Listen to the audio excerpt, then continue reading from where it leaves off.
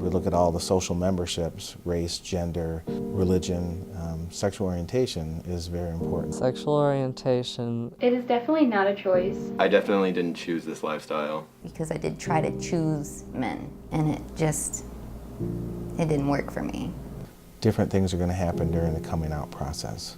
They lose friends, they lose family, they lose jobs. For some people, sexual orientation leads to suicide. As straight people, they never have to think twice about coming out. They never have to think twice about losing friends or family because of their sexual orientation. Straight people don't have to defend themselves. Straight people don't have to be known as their straight friend. Straight people don't have to worry about losing their job when the only thing that changes about them is their sexual orientation. Straight people are never the focus of negative attention because of their sexual orientation. Never. And if you're gay, lesbian, bisexual, and people know it, you're going to be the object of a lot of negative attention.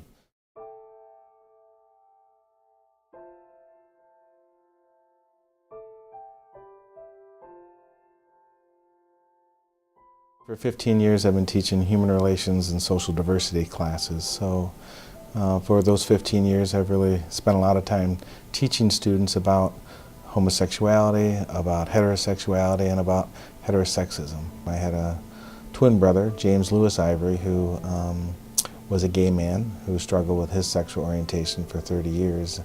It wasn't really something we talked about. He came of age, if you will, right around 1980. The social climate then was pretty restrictive, not as restrictive as 50 years before then, and probably more restrictive than it is today.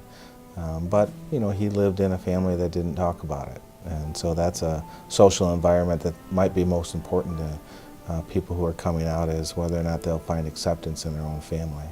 And my twin brother also struggled with some mental health issues, particularly depression. He wasn't a man of financial means, so he would self-medicate with exercise or herbal supplements. And we are a Catholic family, and he sought out the help of a priest in Florida. And within 24 hours, he had ended his life. Having met that priest, he had a pamphlet on his person when he died about homosexuality being a sin. It had the name and the phone number handwritten by the priest on that pamphlet. And the only thing that was on his person besides his clothes was his wallet, so he could be identified, and this pamphlet was in his front left pocket. So in a lot of ways, he turned to religion for help at the end of his life, or at a time in which he could have improved the quality of his life, and he did not find acceptance. And my mother sought out this priest to ask questions after my brother had been put to rest, and the priest refused to speak to her. Only when the views of Christianity come into the Native American culture does it become a problem, because it's a bigger problem with religion to be gay than it is with anybody else. Like, I've seen all these TV shows and movies to where they make it seem like high school is such a horrible experience for a gay teenager, but I am lucky enough to have a wonderful group of friends who have made my high school experience wonderful, and they have supported me every step of the way. Well, everybody always assumes that you're straight. And so it makes it really awkward when someone says, "Oh, your wife," or "Oh, your girlfriend," or whatever. And then you don't really want to explain that you don't have a wife or girlfriend. You have a boyfriend or husband. And then you just feel awkward. I'd say that's a large disadvantage. Another one, when I was signing all the teacher stuff, I had the option to include a spouse on my benefits.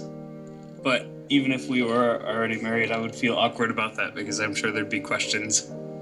I dated guys in the past because that's what I thought was normal and that's what was expected of me.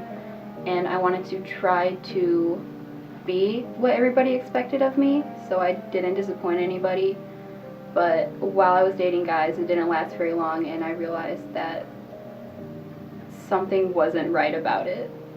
And there's always going to be people who try to put you down about it and always try to fix you, but that's just something I've come to terms with, and I have a really good support group, and it doesn't really bother me. We don't really feel comfortable showing any affection in public because we don't know how people are going to react or who we're going to make uncomfortable, which obviously is not a thing that straight people generally have to deal with.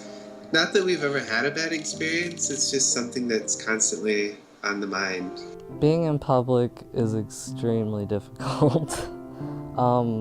Every day that I go to class or go out, there's at least an hour-long struggle of just what do I wear? Do I look as male as possible? Are people going to believe me?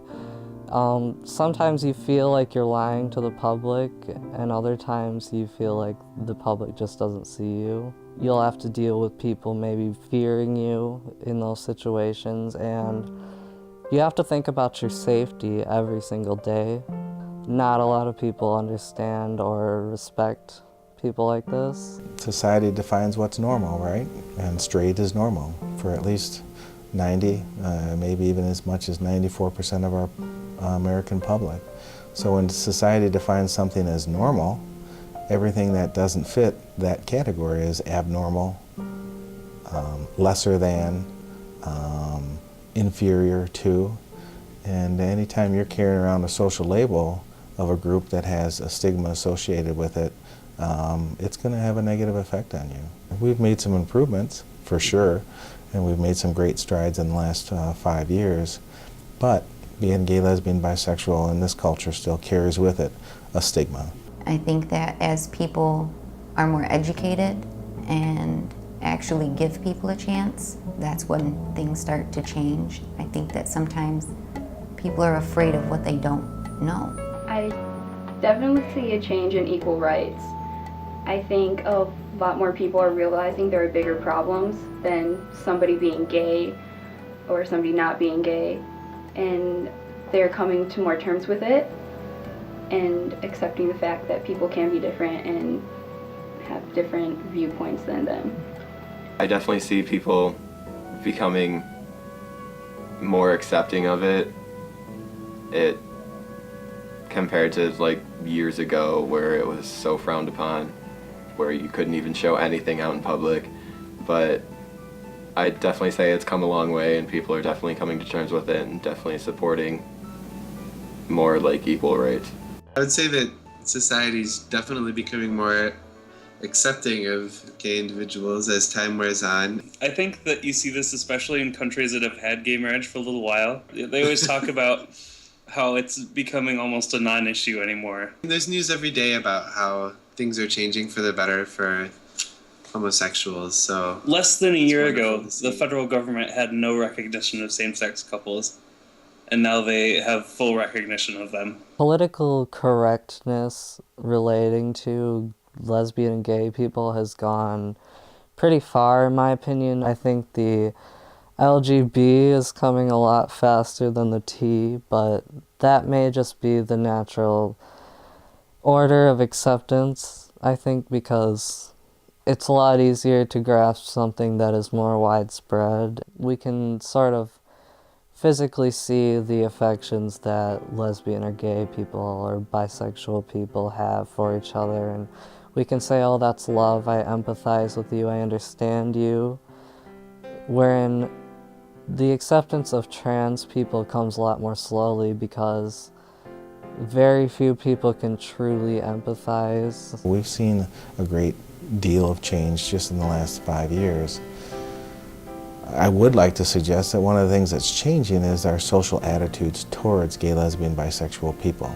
So as you see laws change, and you see the percentage of people supporting gay marriage, for example, the last statistic I saw that stated that 62% of all people polled believe that gay marriage is a right that should be given to all people.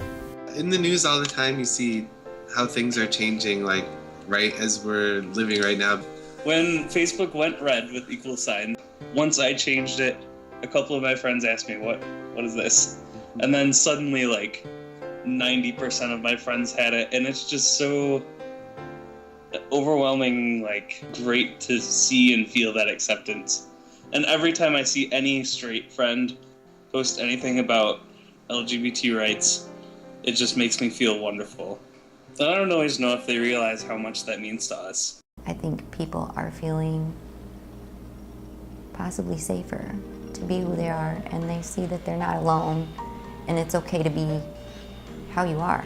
You know, it's okay, and therefore when you know that, I mean, you find that, you know, just like you're at school, you find all the kids that like to draw, and next thing you know, you're like, wow, I'm not so weird, I like to do comics, so do they. So now you have a community.